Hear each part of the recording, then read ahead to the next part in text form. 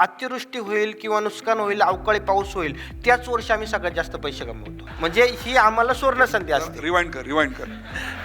म्हणजे ही जर season clear राहिला तर आमचं स्किल आम्हाला वापरण्यात उपयोग होणार नाही किंवा त्याचं वापरणं शक्य नाही सर. त्याच्यामुळं आम्हाला 15 मेला जर पाऊस आम्हाला हा पूर्वेकडून जर आला, पूर्वेकडून जर पाऊस मेजरली 15-20 मे नंतर आपला मान्सून आज पश्चिमेकडून येतो, तो पाऊस सगळ्यात चांगला पकडला.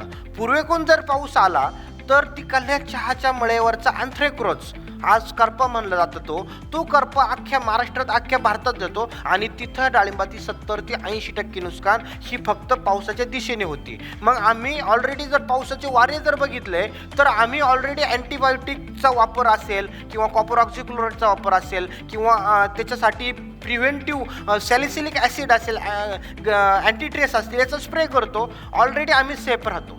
पण त्यावेळेस दुसऱ्या शेतकऱ्याची जवळपास 60 ते 70% नुकसानी ही फक्त पावसाच्या दिशेवरती होती आणि तो आमचा प्लस पॉईंट आहे का आम्ही बाकीच्या शेतकऱ्यांपेक्षा जास्त आम्ही तिथं उत्पन्न मिळवू शकतो आणि आम्हाला पैसा जास्त मिळू शकतो.